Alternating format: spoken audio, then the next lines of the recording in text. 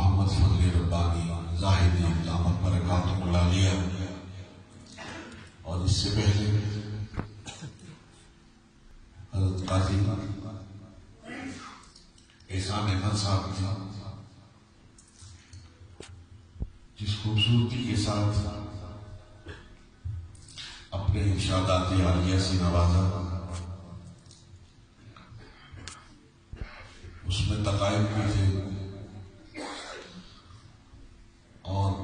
روح میں اتر جانے والی کیفیت بھی تھی۔ میں اس وقت تک اسی سحر میں مبتلا ہوں۔ فی الواقع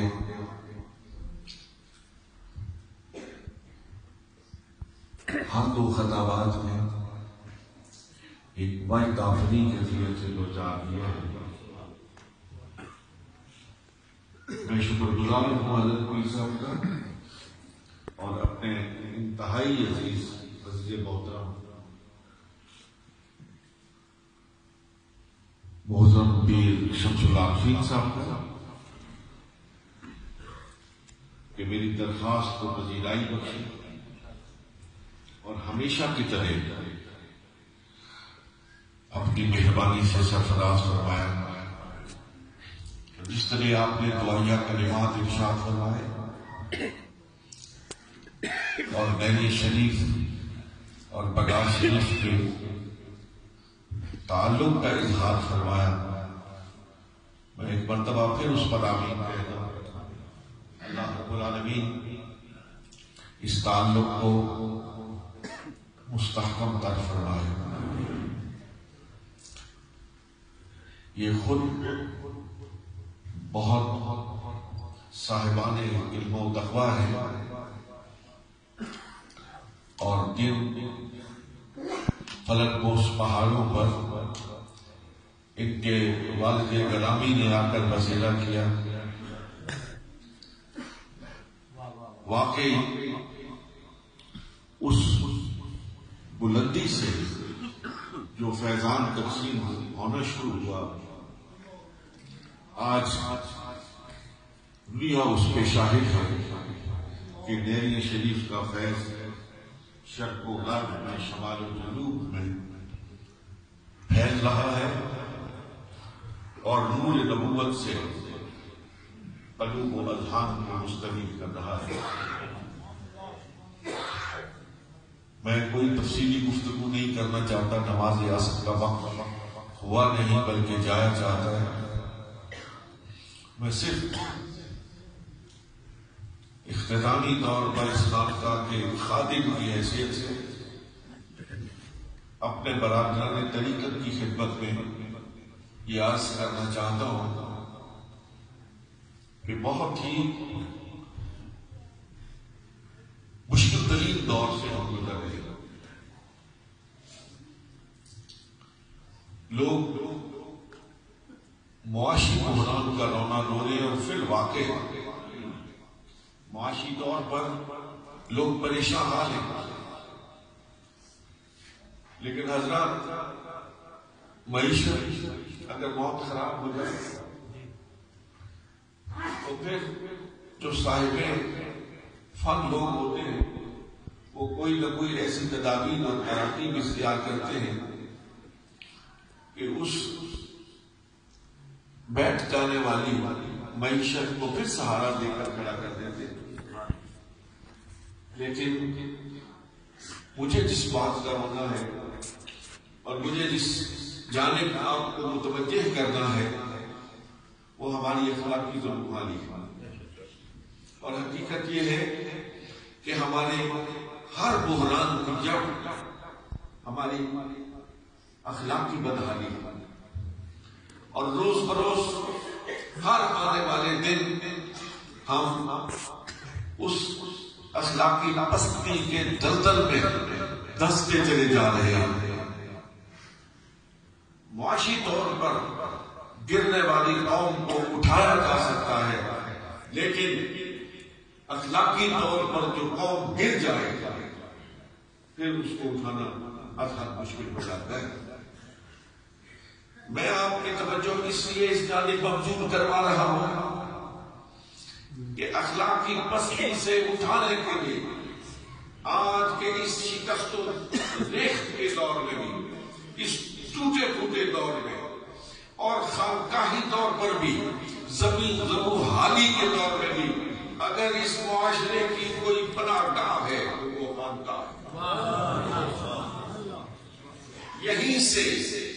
پھر اخلاق کا درس دیا جانا ہے، دیا جا رہا ہے، اور میں تملق کی بنیاد پر نہیں، کسی خوشامد کی بنیاد پر یہ الفاظ نہیں کہہ رہا ہوں، بلکہ ایمان سے، ایمان کی جبلیت سے یہ عرض کر رہا ہوں کہ جن خانقاہوں میں پیر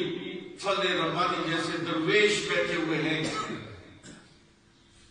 قوم کو مایوس نہیں ہونا چاہیے۔ پھر سے انشاءاللہ العزیز اخلاق عالیہ کا دیا جلے گا، اخلاقی قدریں جو مرجھا چکی ہیں پھر ان پہ شادابی آئے گی۔ ہماری نسل نو،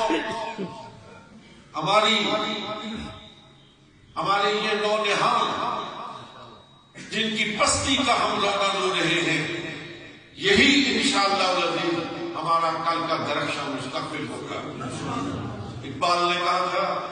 دیگر گو ہے جہاں تاروں کی گردش تیز ہے ساقی، دلے ہر ذرہ میں غوغائے رستہ خیر ہے ساقی، متاع دین و دانش لٹ گئی اللہ والوں کی، متاع دین و دانش لٹ گئی اللہ والوں کی، یہ کس کافر ادا کا لفظہ خونریز ہے ساقی۔ لیکن اقبال نے جب ان درویشوں کے چہروں کی طرف دیکھا، ان خانقاہوں سے پھوٹنے والی روشنی کو دیکھا، تو پکار کے کہا کہ نہیں ہے نا امید اقبال اپنی کشت بینا سے، نہیں ہے نا امید اقبال اپنی کشت بینا سے،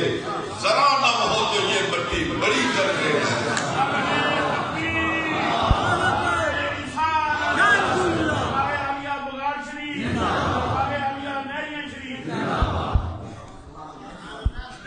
میں حضرت پیر صاحب ایک خانقاہ درگاہ کا خادم ہونے کی حیثیت سے نہیں، بلکہ لوگوں میں گھوم پھر کر ایک شاہد کی حیثیت سے آپ کی خدمت میں آنے چاہتا ہوں۔ مختلف جگہوں پہ آنا جانا ہوتا ہے، میں نے دیکھا کہ نئی سوچ رکھنے والے وہ لوگ جو کسی وقت تصوف کا اور ان خانقاہوں میں بیٹھے ہوئے خاک نشینوں کا مذاق اڑایا کرتے تھے، خدا کی قسم میں خانہ خدا میں بیٹھ کر کہہ رہا ہوں کہ آج وہ بیک زبان یہ کہہ رہے ہیں کہ اس بھنور میں پھنسی ہوئی کشتی کو اگر کوئی ساحل مراد پر لے جا سکتا ہے تو وہ یہ اہل خانقاہ ہی ہوتا ہے۔ یہ آواز میں ایک طرف سے نہیں، دو طرف سے نہیں، یقین کیجئے ہر طرف سے یہی سنتا چلا آ رہا ہوں، اور مجھے اپنے اہل خانقاہ کے مقام اور مرتبے پر سر دھنے کو جی جاتا ہے کہ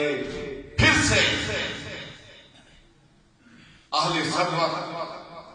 اہل خرد اور ارباب حل و عقد اس بات پر متفق ہو چکے ہیں کہ تمام دہلیزوں سے ہٹ کر دہلیز مصطفیٰ پر آیا جائے۔ میں نے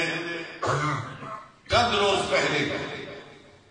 وزیر اعظم پاکستان کی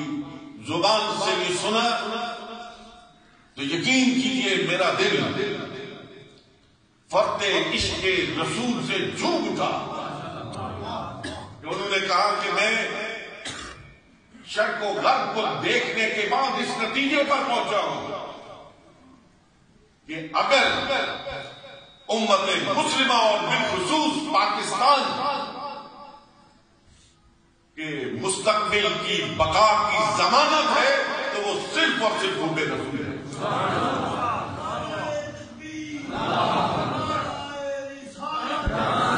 اور یہ آواز ایک شخص کی نہیں، یہ تمام سوچ اور سمجھ رکھنے والے، فکر و دانش کے دروازے پر دستک دینے والے ہر شخص کی آواز ہے کہ حب رسول ہی ہماری بقا کی ضمانت ہے، اور یہ اہل حق ہی اخلاقی دلدل میں پھنسی ہوئی انسانیت کو واپس راہ مستقیم پر لا سکتے ہیں. اے خانقاہوں کے ساتھ وابستگان، اے خانقاہوں سے محبت کرنے والے اصحاب طریقت، میں ان اختتامی لمحات پر آپ کی خدمت میں یہ عرض کرنا چاہتا ہوں کہ لوگوں کی امیدیں آپ سے وابستہ ہیں، لوگوں کی امیدیں مجھ سے وابستہ ہیں، لوگوں کی عقیدت محبت اور لوگوں کی امیدیں حضرت پیر فتح ربانی، پیر شمس اللہ رفیع اور خانقاہوں میں بیٹھنے والے بولیا نشینوں سے وابستہ ہے. اس لیے کل سے زیادہ آج ہم پر کہیں زیادہ ذمہ داری آئی. اے میرے برادران طریقت، خود نمونہ بنو، اپنے بچوں کو نمونہ بناؤ. خود نمونہ بنو، اپنے خاندان کو نمونہ بناؤ. خود محبت رسول کا شاہکار بنو اور اپنے بچوں کے دلوں میں حب رسول کی جوت کو جگاؤ. خود نمازی بنو، اپنے بچوں کو نمازی بناؤ. خود اخلاق حسنہ سے آراستہ اور پیراستہ ہو، اپنے بچوں کو اخلاق حسنہ سے آراستہ اور پیراستہ کرو. خود اپنے گھروں کے اندھیروں کو تلاوت قرآن مجید سے نور نلا نور کر دو، اور پھر اپنی بستیوں کو جگمگا دو، اپنے شہروں کو جگمگا دو.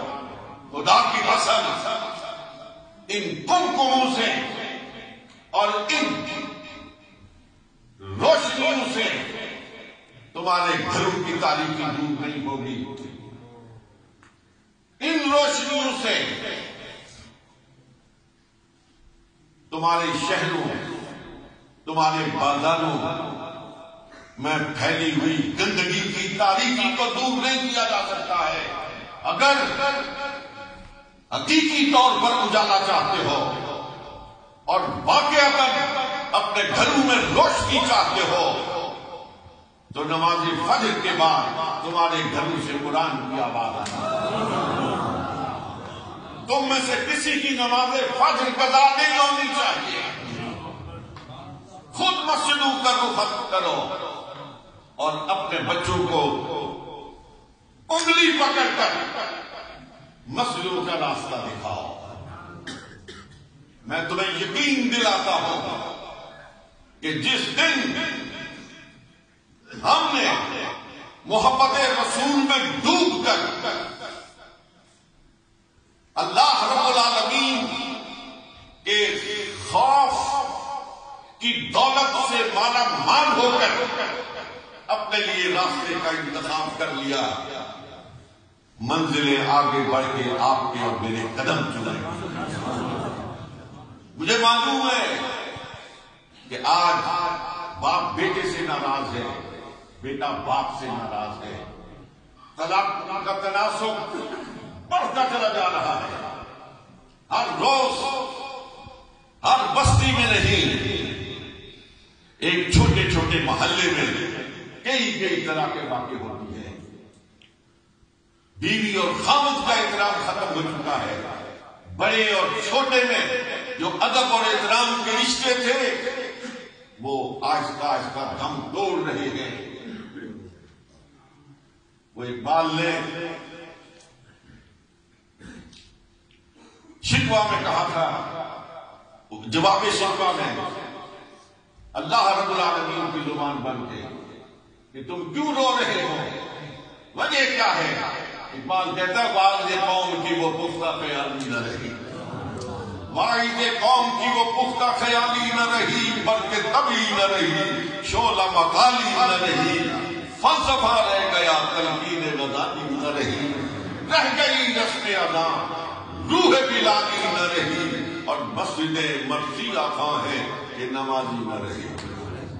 مسجدیں مرثیہ خواں ہیں کہ نمازی نہ رہے، وہ صاحب اوصاف حجازی نہ رہے۔ اقبالی کا ایک شعر لو کے زبان ہے، رسول صاحب آپ کی اجازت سے آج پھر اس اذان کی ضرورت ہے، پھر اس سجدے کی ضرورت ہے۔ اقبال کہتا ہے وہ سحر جس سے لرزتا ہے شبستان وجود، وہ سحر جس سے لرزتا ہے شبستان وجود، ہوتی ہے بندہ مومن کی ادا سے پیدا۔ آج اس اذان کی ضرورت ہے، آج اس اذان کی ضرورت ہے، آج اس نماز کی ضرورت ہے کہ ادھر مومن کہے سبحان ربی الاعلیٰ، اور ادھر بلندیوں سے آواز آئے لبیک یا علی، لبیک یا علی، میرے بندے مانگ تو سے ہی کیا مانگتا ہے۔ جس دن ہماری اذان میں یہ کیفیت پیدا ہو گئی، جس دن ہمارا سجدہ اس کیفیت سے لبریز ہو گیا، پھر مسلمان انشاءاللہ العزیز اپنے عروج کو پہنچے گا، اپنے کمال کو پہنچے گا، پھر ہر بحران دم توڑ کر رہ جائے گا، اور مسلمان کے مقدر کا ستارہ چمکتا ہوا ساری دنیا کو دکھائی دے گا۔ آؤ آج اس مجلس سے حضرت خواجہ عبد الرحمن اور حضرت مولانا حافظ حبیب اللہ رحمۃ اللہ تعالیٰ علیہ، جن کی زندگی کا مشن صرف اور صرف ایک تھا کہ جناب محمد رسول اللہ صلی اللہ علیہ وسلم کی سنت مطہرہ پر عمل کیا جائے، سنت مطہرہ کے مطابق اپنی زندگیوں کو استوار کیا جائے۔ وہ شب زندہ دار بھی تھے، لیکن ان کے دن، ان کے دیگر مشاغل، ان کے برادری کے ساتھ معاملات، ان کے اپنے ذواہقین کے ساتھ معاملات، ان کی دنیاوی زندگی بھی محمد عربی صلی اللہ علیہ وسلم کے حکم کے مطابق تھی۔ آج جس طرح حضرت صاحب نے فرمایا، یہ اس گاؤں میں، اس گاؤں کے آس پاس بڑے بڑے سردار گزرے، بڑے بڑے جیلدار گزرے، بڑے بڑے عہدوں والے، تمتراک والے گزرے ہیں، لیکن یقین کیجیے چوتھی نسل کے بعد ان کی نسل کے لوگوں سے آبا و اجداد کے نام پوچھے جائے ان کو یاد نہیں ہے۔ یہاں بھی بہت سارے لوگ بیٹھے ہوئے ہیں جن سے اگر ان کے دادا سے اوپر کا شجرہ پوچھا جائے تو یاد نہیں ہے، لیکن خواجہ عبد الرحمن رحمت اللہ علیہ کی تاریخ وفات بھی ان کو یاد ہے،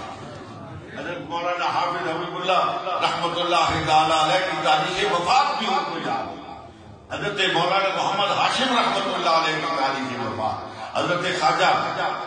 غزنوی رحمت اللہ تعالی علیہ کی تاریخ وفات لوگوں کو یاد ہے، اس لیے کہ جو اس کے نام پہ بکھرے ہیں ان کا نام بھی زندہ رہتا، ان کا کام بھی زندہ رہتا، نہ ان کے نام کو کوئی مٹا سکتا ہے، نہ ان کے کام کو کوئی مٹا سکتا ہے۔ میرے انتہائی قابل احترام سامعین محترم، میں ایک مرتبہ پھر آپ کی خدمت میں یہ عرض کرنا چاہتا ہوں کہ اپنی ہر طرح کی ذبوحالی کو دور کرنے کے لیے